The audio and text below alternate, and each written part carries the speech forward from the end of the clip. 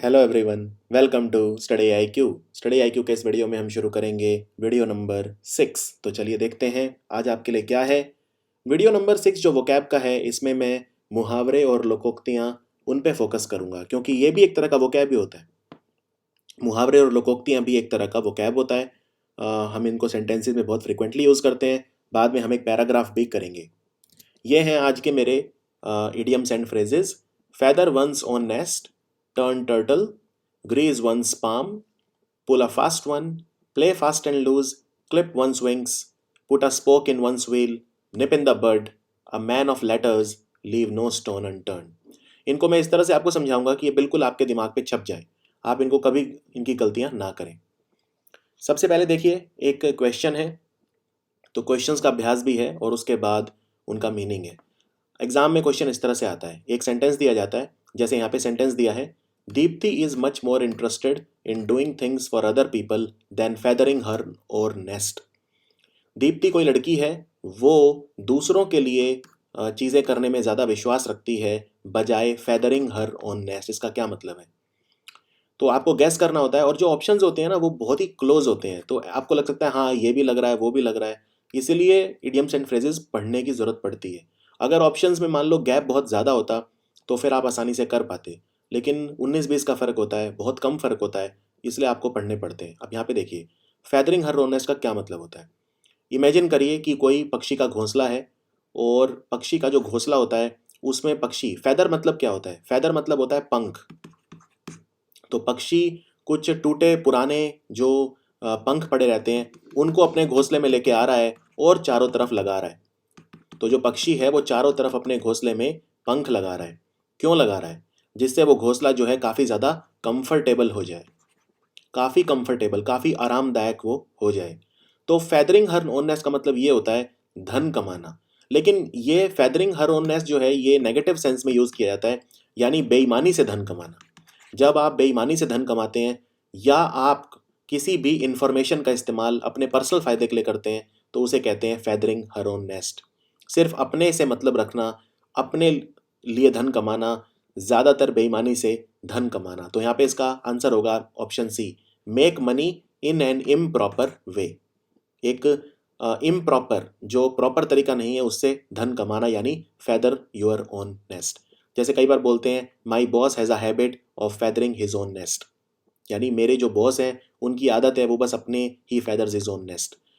या the spy, जो spy था, he use the classified information to feather his own nest. एक जो जासूस था उसके हाथ कोई क्लासिफाइड इंफॉर्मेशन लग गई थी। क्लासिफाइड मतलब होता है कोई गुप्त इंफॉर्मेशन, जिसको गुप्त रखा जाना चाहिए। क्लासिफाइड जो गुप्त होती है, जो सब एक्सेस नहीं कर सकते। तो एक जो जासूस है उसके पास क्लासिफाइड इंफॉर्मेशन थी, उसको वो दे देनी चाहिए थी अपने देश को, लेकिन उसने क्या किया, उस इंफॉर्मेशन का इस्तेमाल अपने धन कमाने के लिए किया, यानी ही फेदर्ड हिज ओन नेस्ट। तो क्लियर है ये एकदम। फेदर, आप जब भी ये पढ़ें तो आपको एक पक्षी याद आ जाना चाहिए, लेकिन यहाँ पे ऑप्शन क्लोज होंगे। जैसे फॉर एग्जांपल, अब यहाँ पे पहला ऑप्शन देखिए, work hard for one self, यानी आप ये भी सोच सकते थे, अगर आपको ये नहीं पता होता इसका क्या मीनिंग है तो आप कंफ्यूज होते ऑप्शन ए, बी और डी में भी। जैसे फॉर एग्जांपल, दीप्ति जो है वो दूसरों के लिए कार्य करने में हमेशा इंटरेस्टेड रहती है, यानी परोपकारी है, दूसरों का ख्याल रखती है, दूसरों के लिए काफ़ी करती है, लेकिन वो then feathering her own nest, तो आपको लगता है लेकिन वो अपने लिए कुछ नहीं करती। तो work hard for one self, यानी वो अपने लिए मेहनत नहीं करती, तो आप ऑप्शन ए भी सोच सकते थे। या ऑप्शन डी देखिए, to get oneself all kind of luxury, बहुत ज़्यादा लग्जरी, महंगी चीज़ें खरीदना। तो हो सकता है आपको लगता है कि डी ये भी हो सकता है। नहीं, व्यक्ति एक बार धन कमाए, फिर धन उसके ऊपर है वो क्या करता है उसके साथ। लेकिन उसने बेईमानी से धन कमाया, अब वो लग्जरी चीज़ें खरीदेगा नहीं खरीदेगा वो हमारा मतलब नहीं है, या वो धन के साथ क्या करता है। हो सकता है उस धन को जला दे, हो सकता है किसी को दे दे, या दूसरे ऐशो और आराम पे खर्च कर दे। तो इसका मतलब होता है फेदरिंग ऑन नेस्ट का एक अयोग्य तरीके से, एक बेईमानी से धन कमाना। अब देखते हैं दूसरा sentence. The Katrina storm was so bad that many cars and houses turn turtle in its wake. बहुत ही खूबसूरत ये इडियम है जिसको बोलते हैं टर्न टर्टल। जब कोई चीज़ टर्न टर्टल होती है मतलब क्या है? देखो, टर्टल मतलब होता है कछुआ, और कछुआ जो है अगर आप उसको देखेंगे तो कछुए के ऊपर एक ये हुड होता है, ठीक है, कछुए की ये जो ढाल होती है, और कहते हैं कि आप इस पे अगर कदम भी रख देंगे तो कुछ नहीं होगा। आप इसको चाकू या तलवार से भी नहीं काट सकते, इतना मजबूत होता है कछुए का जो ये ऊपर हुड होता है, जो ये ऊपर छत होती है। इसमें वो हमेशा बहुत ही ज़्यादा सेफ महसूस करता है। लेकिन कहते हैं कछुए को मारने का सबसे आसान तरीका ये है कि आप उसे पलट दो। तो अगर आपने मान लो कछुए को उल्टा पलट दिया तो वो बहुत ज़्यादा संवेदनशील हो जाएगा, वो फिर किसी भी खतरे को सह नहीं पाएगा। क्यों? क्योंकि अब उसकी हुड नीचे आ गई है और जो उसका संवेदनशील जो सॉफ्ट पार्ट है, जो मुलायम पार्ट है, वो ऊपर हो गया है। तो अब यहाँ पे वो ये कह रहे हैं कि जो कैटरीना नाम का जो चक्रवात आया, जो स्टॉर्म आया, तूफान आया, वो इतना ख़राब था, इट वॉज सो बैड कि बहुत सारी गाड़ियाँ और जो घर थे वो क्या हो गए? Turn turtle. टर्न टर्टल मतलब यानी एक तरह से वो पलट गए। अब घर कोई पलटेगा तो नहीं, कहने का मतलब जो घर है वो क्या हो गए?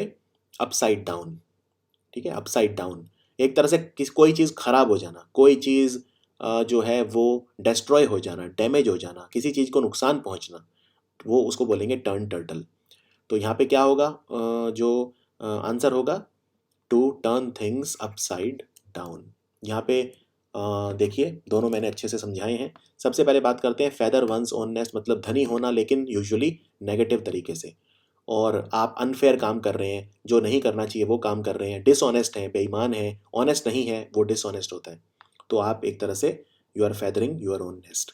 अब यहाँ पे एक सेंटेंस देखिए, it is seen that in many developing countries that most of the politicians use their position to feather their own nest. ऐसा देखा जाता है विकासशील देशों में कि जो नेता हैं, जो राजनेता हैं, पॉलिटिशियंस हैं, वो अपने पद का इस्तेमाल करते हैं, अपनी पोजीशन का इस्तेमाल करते हैं to feather their own nest. और टर्न टर्टल मतलब उलट जाना, यानी to turn something upside down. अब यहाँ पे एक और भी दिया है कैप्साइज। कैप्साइज का मतलब क्या होता है? कैप्साइज वर्ड हम सिर्फ एक ही सूरत में यूज करते हैं और वो हम करते हैं नाव का पलट जाना।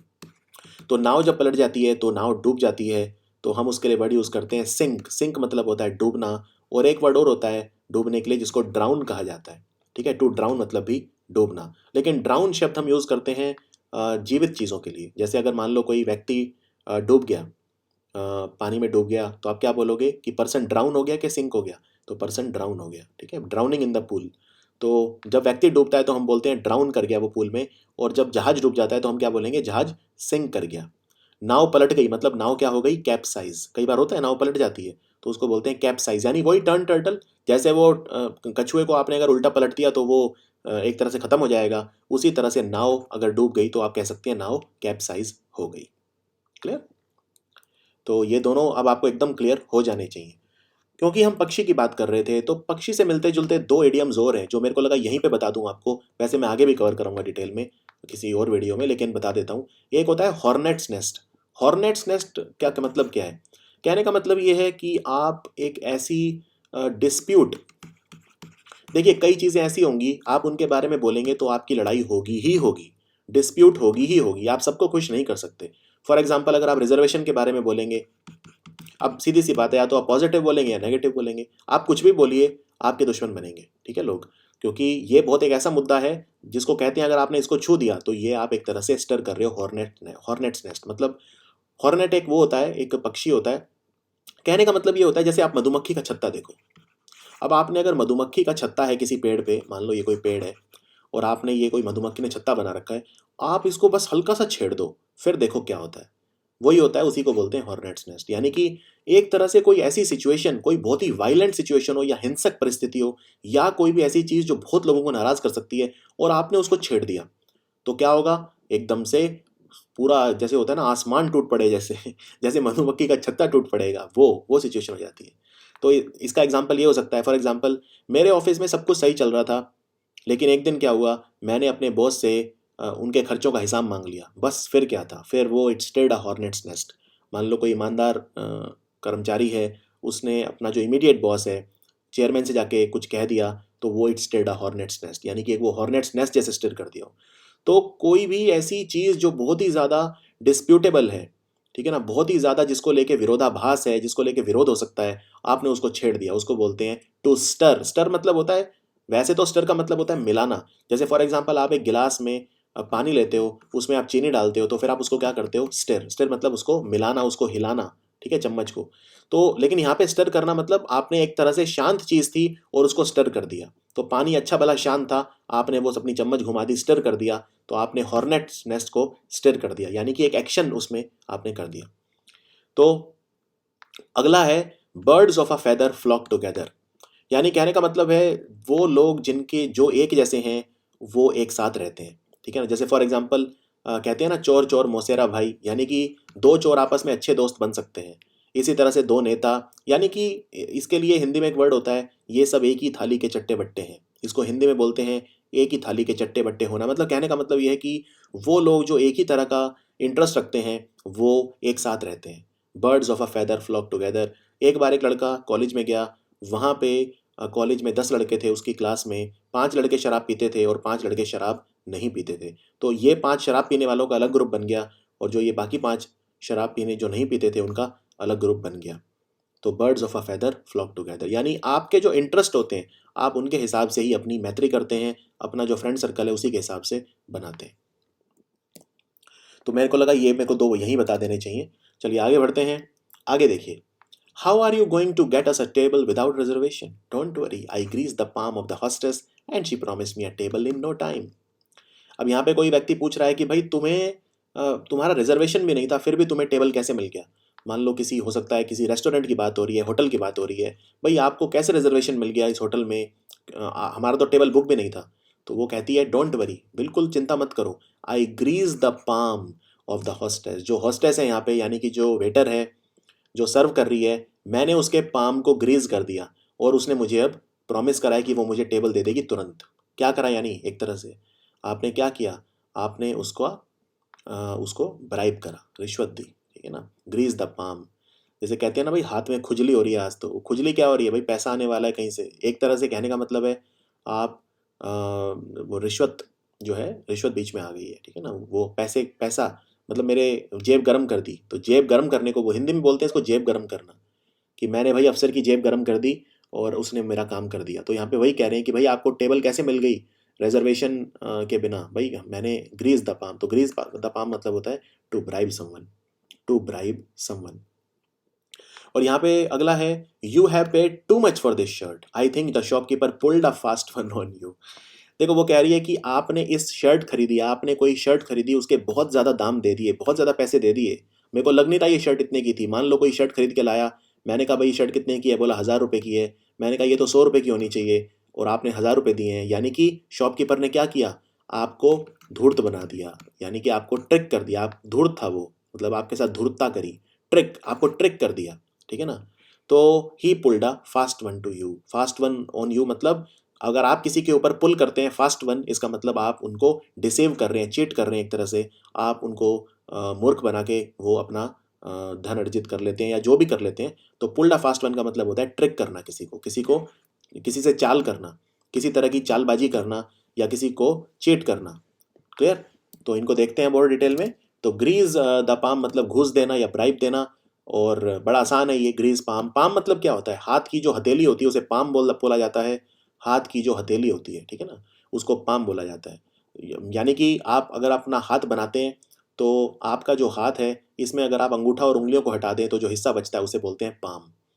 तो अब यहाँ पे एक सेंटेंस देखिए, she thought she would not be able to see the important files if she did not grease the palms of the officials. उसे ये लगता था, उसने हमेशा से ये सोचा था कि वो अपनी महत्वपूर्ण फाइलें नहीं देख पाएगी जब तक कि वो जो अफसर हैं, आला अफसर हैं, उनको उनकी ग्रीज द पाम नहीं करेगी, यानी जब तक उनको वो रिश्वत नहीं देगी।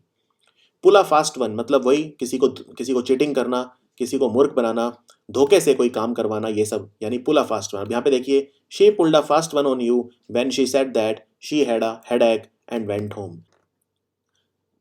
ये सेंटेंस मुझे बड़ा अच्छा लगा, एकदम स्ट्रेट फॉरवर्ड है। इस सेंटेंस में वो कह रही है she pulled a fast one on you, यानी मुझे लगता है कि उसने आपको मूर्ख बनाया। She pulled a fast one on you, क्यों? क्योंकि जब उसने कहा कि उसे हेडेक है, उसे सिर दर्द है और वो घर चली गई, कहने का मतलब वो आपको बेवकूफ़ बनाकर, बहाना बनाकर सिर दर्द का घर चली गई। She pulled a fast one on you, ठीक है। तो ये बड़ा अच्छा एक वो है, पुल अ फास्ट ऑन समवन। आगे बढ़ते हैं हम, आगे बढ़ते हैं। अगर मैं आपसे कहूं कि पुल अ फास्ट वन का कोई सिनोनिम आप बता सकते हैं, तो किसी व्यक्ति को आउट स्मार्ट करना, ये भी हो सकता है। अब देखिए मैं एक बड़ी अच्छी इंग्लिश में चीज़ बताता हूँ, जब आप किसी शब्द के आगे आउट लगते हैं मतलब उससे ज़्यादा। फॉर एग्जाम्पल आउट स्मार्ट करना मतलब, मान लो भाई मैं भी स्मार्ट हूँ, मैं भी बुद्धिमान हूँ, वो भी बुद्धिमान है। अब यहाँ पे स्मार्ट का मतलब क्या है, स्मार्ट का मतलब है यहाँ पे स्मार्ट होना, यानी यहाँ पे वो फैशन की बात नहीं हो रही, यहाँ पे आपके लुक्स की बात नहीं हो रही, आपके कपड़ों की बात नहीं हो रही, यहाँ पे आपकी बुद्धि की बात हो रही है। कहते हैं ना, जो बहुत शार्प है, बहुत स्मार्ट है, इंटेलिजेंट है, तो स्मार्ट वो भी था, स्मार्ट मैं भी था, लेकिन उसने मुझे क्या कर दिया, आउट स्मार्ट, यानी उसने मुझे ट्रिक कर दिया। जैसे कोई मैजिशियन होता है, कोई जादूगर होता है, आपको जादू दिखाता है, तो स्मार्ट तो हो आप, लेकिन फिर भी वो आपकी आंखों में धूल झोंक देता है, तो उसने आपको आउट स्मार्ट कर दिया। अच्छा चलिए ये बताइए, मान लो मैं भी चिल्ला रहा हूँ और मेरा दोस्त भी चिल्ला रहा है, और मुझे ये बोलना है कि भाई मैं उसे तेज चिल्लाया, यानी उसकी आवाज़ मैंने एकदम ख़त्म कर दी, तो मैं क्या बोलूँगा, मैंने उसे आउट शाउट कर दिया। शाउट कर रहे थे, शाउट मतलब चिल्लाना, और किसी को आउट शाउट कर देना मतलब उसकी आवाज़ को दबा देना। मैं भी चिल्ला रहा था, वो भी चिल्ला रहा था, मैंने उसे आउट शाउट कर दिया। हमारी लड़ाई हो गई, वो लोग 4 थे और हम 6 आ गए लड़ने, तो हमने उन्हें क्या कर दिया, हमने उन्हें आउट नंबर कर दिया। आउट नंबर मतलब हमें, हमारे नंबर उनसे ज़्यादा हो गया, उनको हमने उनको हमने संख्या में कम कर दिया, उनको आउट नंबर कर दिया। तो आउट शब्द का बड़ा ज़बरदस्त इस्तेमाल होता है हर चीज़ में, ठीक है ना। आउट स्मार्ट कर देना, किसी को मैंने आउट विट कर दिया, आउट विट। अब आउट विट मतलब क्या होता है, विट मतलब होता है आपकी बोलने की हाजिर जवाबी, ठीक है।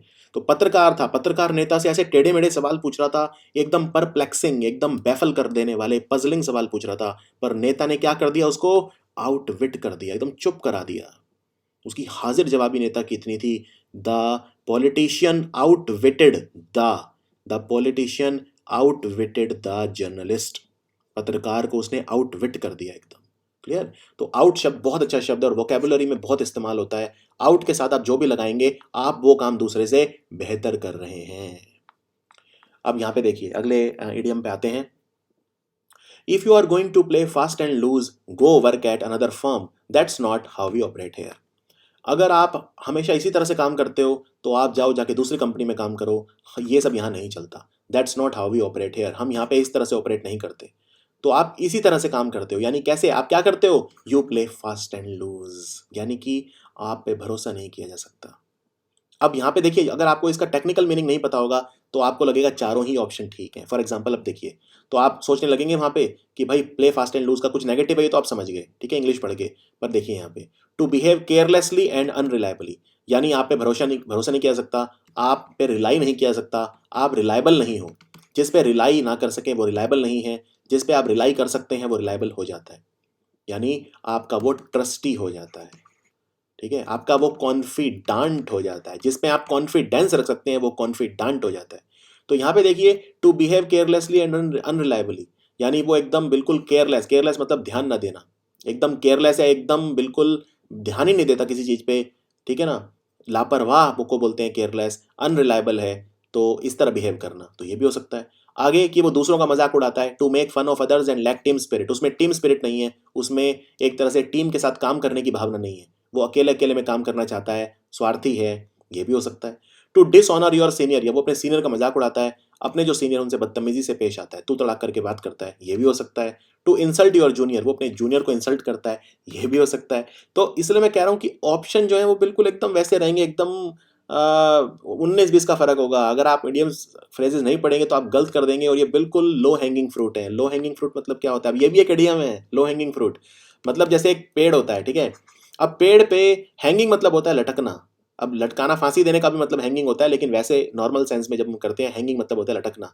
अब पेड़ पे कोई फल लटके हुए हैं, कुछ नीचे लटके हुए हैं और कुछ ऊपर की तरफ है, तो आपको आसानी किस में होगी, जो नीचे हैं उन्हें फटाफट तोड़ लो। ये लो हैंगिंग फ्रूट्स हैं। लो हैंगिंग फ्रूट मतलब ये आसानी से अचीवेबल हैं, आसानी से आप इन्हें पा सकते हो। इसलिए तो कहते हैं एग्जाम में जो आता है उसे पहले कर लो। क्यों? क्योंकि वो लो हैंगिंग फ्रूट है, उसे तोड़ ही लो फटाफट, वो तो ले ही लो। A bird in hand is better than two in the bush, एक पक्षी जो आपके हाथ में आ गया, वो झाड़ियों में जो दो हैं उनसे ज़्यादा अच्छा है। तो ये भी एक इडियम है। तो आप इडियम्स को भी आपस में कनेक्ट करना शुरू कर देंगे एक बार, अगर आपकी थोड़ी सी प्रैक्टिस बन गई। अब फास्ट एंड लूज का मतलब क्या होता है, खिलवाड़ करना, खिलवाड़ करना, इररेस्पॉन्सिबल लापरवाही करना, इमोरल अनैतिक होना, डिसीटफुल मतलब धोखाधड़ी करना, खिलवाड़ करना कानूनों के साथ, कंपनी के कानूनों के साथ खिलवाड़ करना, एकदम लापरवाह होना, एकदम अनैतिक होना। कंपनी की नैतिकता ही आपकी नैतिकता होती है, याद रखिए, इस बात को हमेशा याद करिए। कंपनी की नैतिकता ही आपकी नैतिकता होती है। अगर आपकी नैतिकता कंपनी से अलग है तो आप काम नहीं कर पाएंगे, और ये सरकारी नौकरी के लिए तो और भी ज़्यादा इंपॉर्टेंट है। इसका क्या मतलब है, देखो नैतिकता क्या होती है, नैतिकता होता है कि भाई मैं कैसे किस चीज़ को सही देखता हूँ, किस चीज़ को गलत देखता हूँ, उसको नैतिकता बोलते हैं, ठीक है। अब मान लो आप एक पुलिस अफसर हो और आपको आपकी ड्यूटी है कि भाई आपको कहीं पे कुछ दंगे भड़क रहे हैं तो दंगाइयों को गोली मारनी है, ठीक है। अब आपको ऑर्डर दिए गए हैं, आपके ऊपर से बॉस ने ऑर्डर दिए कि जाओ जाके दंगाइयों को गोली मार दो। आप वहाँ पे मौके पर पहुँचते हो और आप वहाँ कहते हो कि नहीं नहीं भाई मैं तो गोली नहीं मारूंगा, किसी को मारना पाप है, ये मेरी नैतिकता अलाउ नहीं करती, ठीक है। मेरे जो मोरल्स हैं जीवन में, मेरे संस्कार हैं, मेरी वैल्यूज़ हैं, वो मुझे अलाउ नहीं करती, लेकिन ये गलत कर रहे हो आप, आपकी नैतिकता वही है जो सिस्टम की नैतिकता है। तो ये वही कहना चाह रहा है कि भाई ये कंपनी के कानूनों के खिलाफ जाके काम कर रहे हो, कंपनी के कानूनों के साथ खिलवाड़ कर रहे हो, एकदम लापरवाह हो आप पे भरोसा नहीं किया सकता। आप कैसे हो, एकदम हीडलेस हो। हीड मतलब होता है किसी भी चीज़ पे ध्यान देना, हीडलेस मतलब केयरलेस, लापरवाह, जो ध्यान ही ना दे, हीडलेस।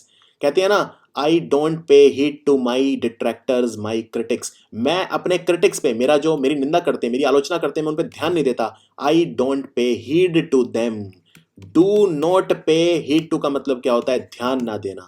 किस पे ध्यान नहीं देना चाहिए, अपने आलोचकों पे ध्यान दो, निंदकों पे मत दो। आलोचना और निंदा में फर्क होता है, आलोचना आपको बेहतर बनाती है, निंदा आपको, निंदा जो होती है वो हमेशा आपको पीड़ा देने के लिए की जाती है। आलोचना का मतलब, आलोचना मतलब होता है आपकी कमियों को उजागर करना जिससे आपका भला हो, ये फर्क होता है आलोचना में और निंदा में। तो वो फास्ट एंड लूज कर रहा था, तो इसका क्या मतलब हो गया, इसका हो गया बिहेव केयरलेसली एंड अनरिलायबल, ये ऑप्शन नंबर 1। उसके बाद देखिए, one more stunt like this and I am going to clip your wings for a couple of weeks said my father yesterday. देखिए, अगर तुमने एक और हरकत ऐसी करी, वन मोर स्टंट, स्टंट मतलब यहाँ पे वो स्टंट नहीं है जो बाइक के स्टंट होते हैं, स्टंट मतलब हरकत, अगर तुमने कोई एक हरकत और ऐसी की तो मैं तुम्हारे विंग्स को क्लिप कर दूंगा 2 हफ्तों तक, ये मेरे पापा ने मुझे कल कहा। यानी कि क्लिप विंग्स कर दूंगा मतलब ये जो मैंने तुम्हें इतनी छूट दी हुई है, पंख दिए हुए हैं, तुम्हें पंख लगती है, तुम्हारे पंख काट दूंगा। क्लिप विंग्स मतलब किसी के पंख काट देना। अब यहाँ पे पंख काटने का मतलब ऐसा नहीं है कि तुम सच में किसी के पंख काट रहे हो, कहने का मतलब ये है कि आप उसकी ताकतों को रिस्ट्रिक्ट कर दोगे, उन पे अंकुश लगा दोगे। मान लो आप उसे पॉकेट मनी दे रहे हो हर महीने, हर हफ्ते 500 रुपये, तो पापा अगर वो 500 रुपये आपको नहीं देंगे तो क्या कर रहे हैं, आपकी ताकत को कम कर रहे हैं, आपके विंग्स को क्लिप कर रहे हैं, ठीक है। तो किसी की ताकत पे अंकुश लगाना, किसी के पावर को रिस्ट्रिक्ट करना। अब यहाँ पे ऑप्शन देखिए, उसके क्लिप द विंग का क्या मतलब हो सकता है, to keep someone at home, यानी कि किसी को घर में ही रखना। दूसरा, किसी को पार्टी नहीं करने देना। तीसरा, किसी व्यक्ति को कानूनों का उल्लंघन करने के लिए पीटना। या चौथा, किसी की शक्ति को कम करना। तो आंसर है टू रिस्ट्रिक्ट वंस पावर, किसी की पावर को कम करना, ठीक है, टू क्लिप द विंग्स। पर काट देना, पर काट देना मतलब उससे उसकी आज़ादी छीन लेना, उसको अपने कंट्रोल में ले आना, उसको कंप्लायंट बना देना, ठीक है, अपने अनुसार कर देना। कंप्लायंट, याद आया कुछ, कंप्लायंट, तो कंप्लायंट बना देना, उसे थोड़ा सा ऑब्सिक्वस बना देना, थोड़ा सा अपने अनुसार करवाने के लिए मजबूर कर देना, विवश कर देना, राइट, उसको कंपेल कर देना कि आपकी बात माने, विवश कर देना, कंपेल कर देना। तो क्लिप वंस विंग्स मतलब पर काट देना, पर काट देना मतलब किसी की शक्ति को कम करना। When the new president tried to become dictator, the general soon clipped his wings. जब नया राष्ट्रपति तानाशाह की तरह, डिक्टेटर की तरह, एक टायरेंट की तरह, एक डेस्पोट की तरह जो है बिहेवियर करने लगा, डिक्टेटर मतलब तानाशाह, जैसे हिटलर था तानाशाह, तानाशाही करने लगा। अरे भाई, लोकतांत्रिक तरीके से चुना गया राष्ट्रपति क्या करने लगा, तानाशाही, डिक्टेटर बन गया, डिक्टेटर डिक्टेट करने लगा हमें, हम पे हुक्म चलाने लगा, टायरेंट बन गया, TYRANT, टायरेंट, टायरो नहीं, टायरेंट। डेस्पोट, डेस्पोट मतलब अगेन तानाशाह। टायरो मतलब क्या होता है, टायरो मतलब होता है नोविस, नया, नया नया काम कर रहा है, बिगिनर है, अभी तो सीखा नहीं है, टायरो है, राइट, नोविस है। तो टायरो और टायरेंट में फर्क होता है। ऐसे लगते हैं भाई ये भी एक जैसा होगा, नहीं, एक जैसा नहीं है। टायरेंट मतलब होता है तानाशाह, यानी कि डिक्टेटर। डेस्पॉट, DESPOT, बहुत अच्छा शब्द है, कई बार आ चुका है, डेस्पॉट मतलब क्या होता है। और ये बार बार देखेंगे आप, न्यूज़ की हेडलाइंस देखेंगे कि सरकार जो है वो एक डिक्टेटरशिप कर रही है, वो एक जो लीडर है वो टायरेंट की तरफ काम कर रहा है, डेस्पॉट की तरह काम कर रहा है, डेस्पोटिक उसके वो हैं, ठीक है ना।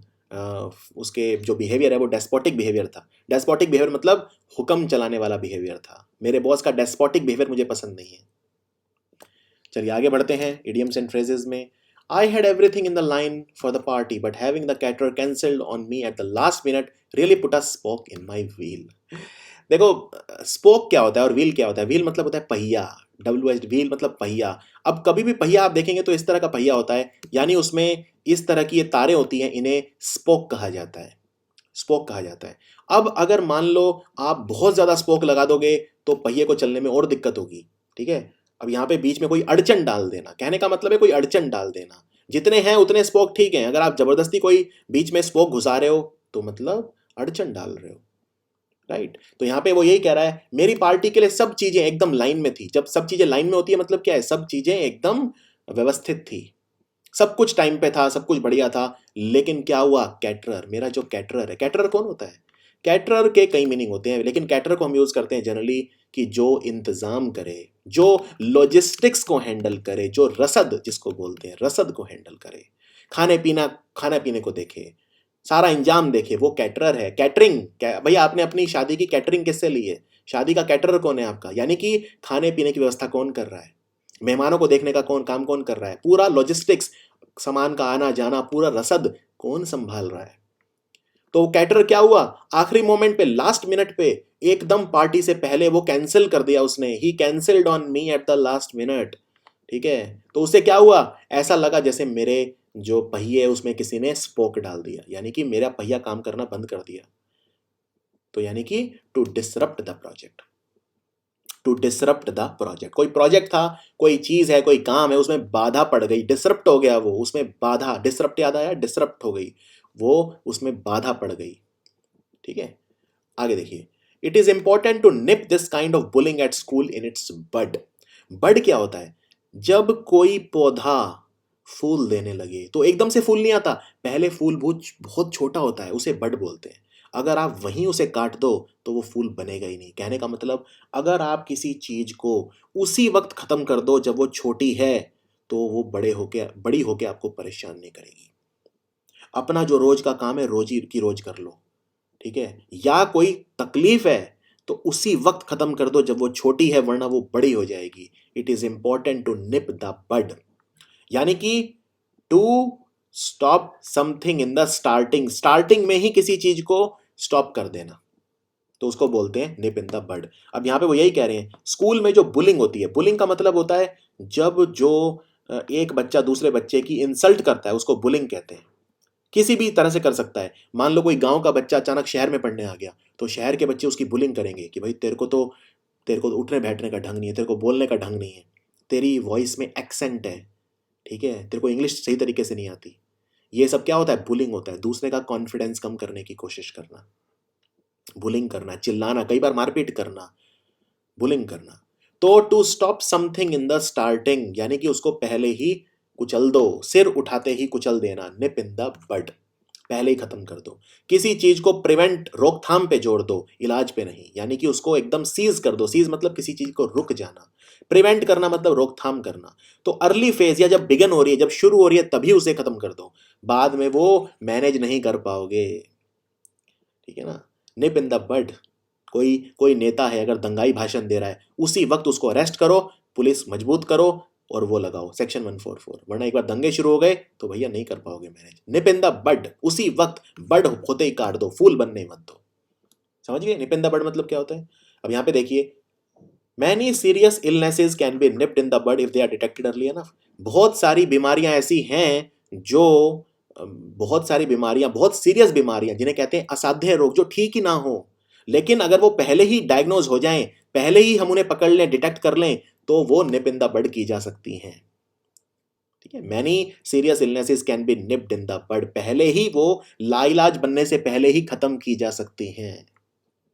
अब यहां पे देखिए, if the management try to cut our pay, we too can put a spoke in their wheel by going on strike.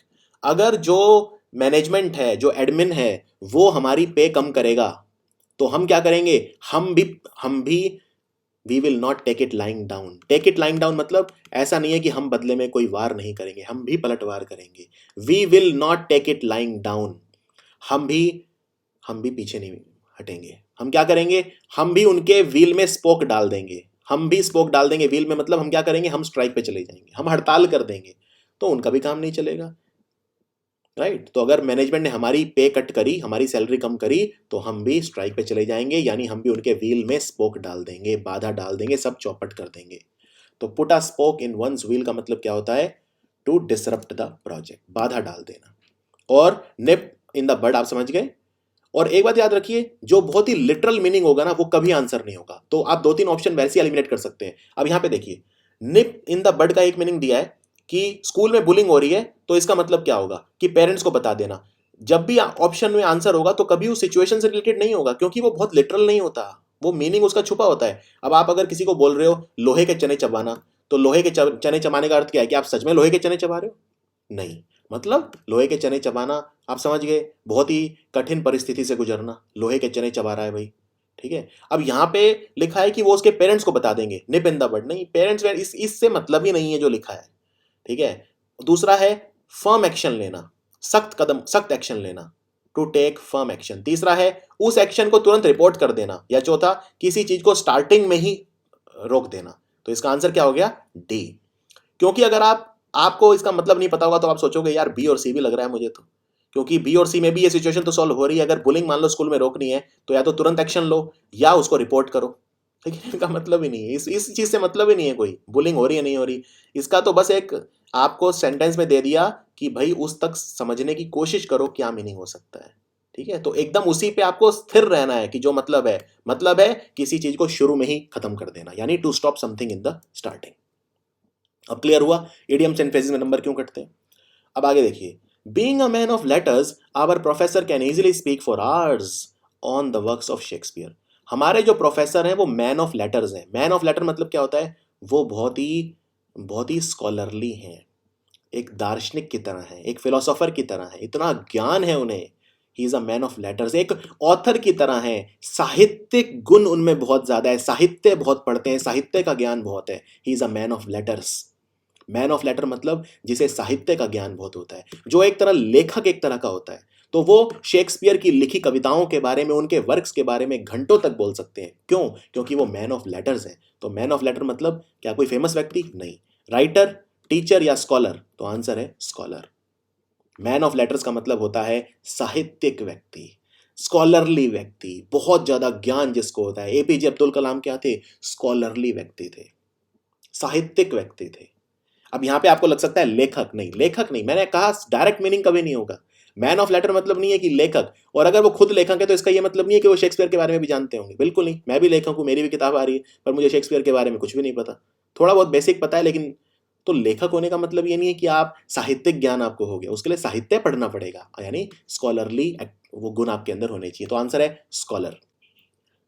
अगला वाला देखिए, Rahul's lawyer promise that he would leave no stone unturned in trying to find more evidence to help his case. पूरी शक्ति झोंक देना, leave no stone unturned. मान लो 10 पत्थर पड़े और किसी ने आपको कह दिया भाई इनमें से किसी पत्थर के नीचे सोना है, तो आपने 6 पत्थर, पूरी शक्ति लगा दी पत्थर को हिलाने में, क्या पता नीचे सोना हो।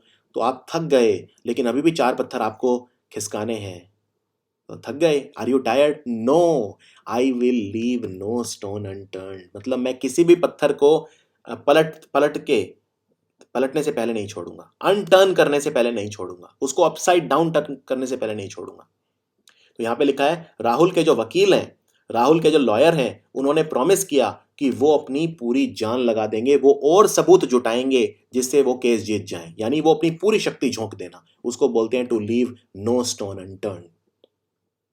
तो यहां पे देखिए 2-3 तो आप पहले निकाल सकते हैं। For example, to read every document, सारे डॉक्यूमेंट पढ़ेंगे, अब नहीं, कोई लिटरल नहीं है तो डॉक्यूमेंट वगैरह कोई मतलब नहीं है। हार्ड वर्क करना, अगेन नहीं। इंफॉर्मेशन गैदर करना, नहीं। To try every possible way, हर चीज जो संभव हो वो करना, तो आंसर है ऑप्शन डी। क्लियर? तो लीव नो स्टोन अंडर, कोई कसर बाकी ना छोड़ना। यहां पे देखिए, the chief security officer his team would leave, यहाँ पे टोल्ड भी होना चाहिए, the chief security officer told that his team would leave no stone unturned in nabbing the miscreant. Miscreant कौन होता है? मिसक्रिएंट होता है जो क्रिमिनल होता है, जो जो असामाजिक तत्व होता है, उसको बोलते हैं मिसक्रिएंट। जो समाज में दंगा फैलाए, गलत काम करे, मिसक्रिएंट है। तो वो नैब करेंगे, नैब करेंगे मतलब उसको पकड़ लेंगे, उसको अपने आगोश में ले लेंगे, उसको छोड़ेंगे नहीं, उसको डिटेन कर लेंगे, उसको कैद कर लेंगे, इम्प्रिजन कर लेंगे, उसे इम्प्रिजन कर लेंगे, उसको इम्यूर कर देंगे, चार दीवारियों में कैद कर देंगे। किसको? मिसक्रिएंट को, गैर सामाजिक तत्व को, गलत काम करने वाले को। ये किसने कहा? चीफ सिक्योरिटी ऑफिसर ने। जो सिक्योरिटी ऑफिसर था उसने कहा नैब करेंगे उसे, मिसक्रिएंट को, उसको इम्यूर कर देंगे, चार दीवारों में कैद कर देंगे, इम्प्रिजन कर देंगे, जेल में डाल देंगे, डिटेन कर देंगे उसे। अब यहां पे एक पैरा है आपके लिए, पहले आप खुद अभ्यास करिए, फिर रोकिए वीडियो को, पॉज करिए और फिर मेरी एक्सप्लेनेशन सुनिए। तो चलिए शुरू करते हैं।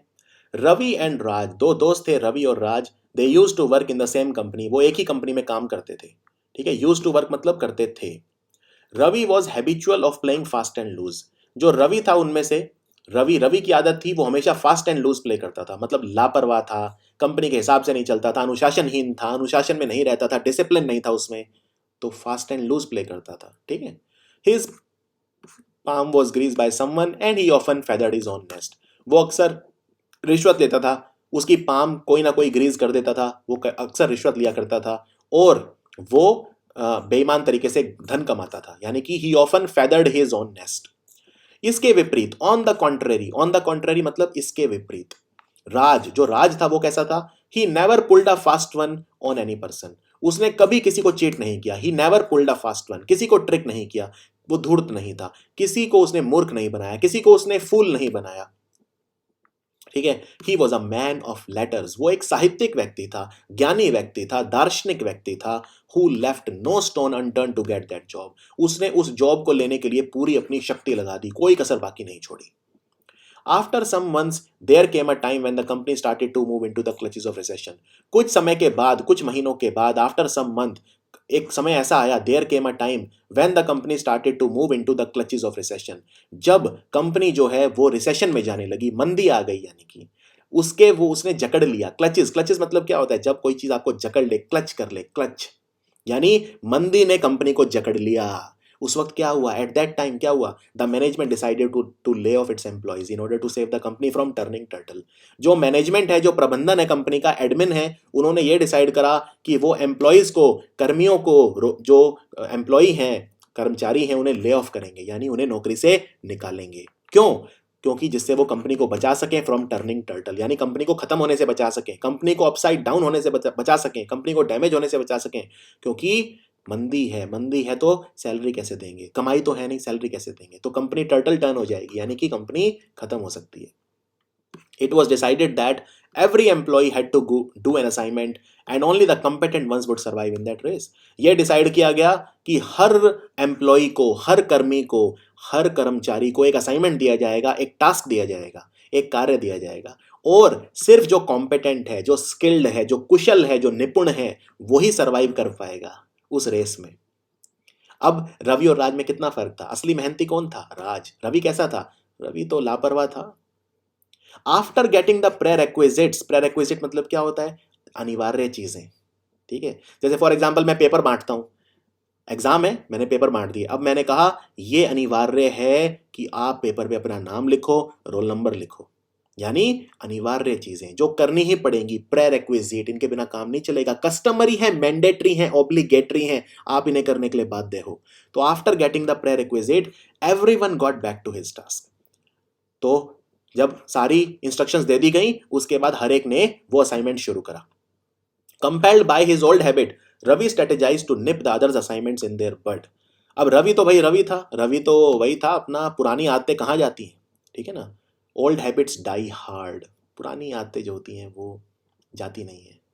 तो कंपेल्ड मतलब क्या है? विवश हो गया अपनी पुरानी आदतों से, वो विवश था अपनी पुरानी आदतों से। क्या किया उसने? दूसरों का असाइनमेंट क्या करने की कोशिश करी? निप इन द बड। समझ गए? दूसरों का असाइनमेंट खराब करने की कोशिश करी उसने, दूसरों के उसमें बाधा डालने की कोशिश करी। In his efforts to put a spoke in others wheel, उसने दूसरों के व्हील में स्पोक डालने की कोशिश करी, दूसरों के उसमें काम में अड़चन डालने की कोशिश करी, लेकिन इस प्रोसेस में वो अपने ही विंग्स क्लिप करवा बैठा।